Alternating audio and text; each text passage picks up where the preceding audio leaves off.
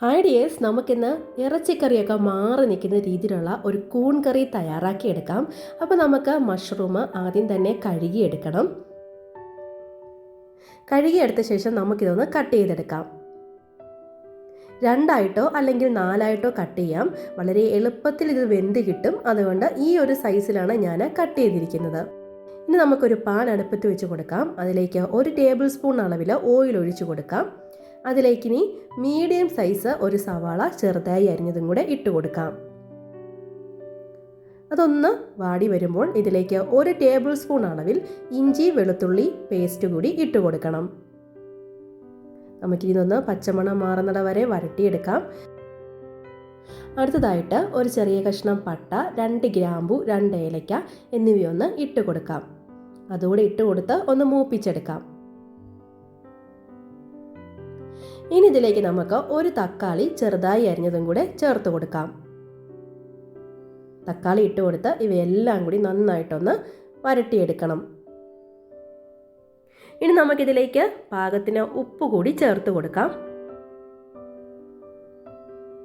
ഉപ്പ് ചേർത്ത് കൊടുത്ത ശേഷം ഫ്ലെയിം സിമ്മിലിട്ട് കൊടുത്ത് അടച്ചു വെച്ച് 5 മിനിറ്റ് ഒന്ന് വേവിച്ചെടുക്കാം. ഇപ്പം എല്ലാം നന്നായിട്ട് വെന്ത് വന്നിട്ടുണ്ട്. ഇനി നമുക്ക് മസാലപ്പൊടികൾ ചേർത്ത് കൊടുക്കാം.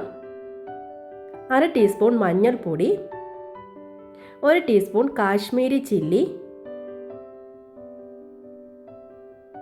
1 ടീസ്പൂൺ മല്ലിപ്പൊടി, 1/2 ടീസ്പൂൺ കുരുമുളക് പൊടി എന്നിവ ചേർത്ത് കൊടുത്ത് പച്ചമണം മാറുന്നവരെ ഒന്ന് മൂപ്പിച്ചെടുക്കാം.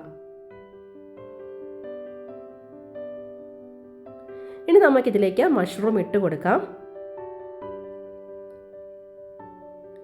കൂണിന് അധികം വേവൊന്നുമില്ല, പെട്ടെന്ന് തന്നെ നമുക്ക് വെന്ത് കിട്ടും. ഇതെല്ലാം കൂടി ഒന്ന് യോജിപ്പിച്ച് എടുക്കാം. ഇനി നമുക്ക് ഒരു പാത്രത്തിലേക്ക് 10 കാഷ്യൂനട്ട് ഇട്ട് കൊടുത്ത് കുതിർത്താനായിട്ട് മാറ്റി വെക്കാം. ഇത് കുതിർന്നതിന് ശേഷം നന്നായിട്ട് പേസ്റ്റാക്കി അരച്ചെടുത്ത് മഷ്റൂമിലേക്ക് ഒഴിച്ചു കൊടുക്കാം. ഇനി ഇതിലേക്ക് പാകത്തിനുള്ള വെള്ളവും കൂടി ഒഴിച്ചു കൊടുത്ത് നമുക്കൊന്ന് ഇളക്കി യോജിപ്പിച്ചെടുക്കാം. ഒരുപാട് വെള്ളം ആവശ്യമില്ല, നല്ല തിക്കായിട്ടുള്ള കുറുകിയ ഗ്രേവിയാണ് ആവശ്യം. അപ്പോൾ ഇത് ഇളക്കി യോജിപ്പിച്ച് എടുക്കാം.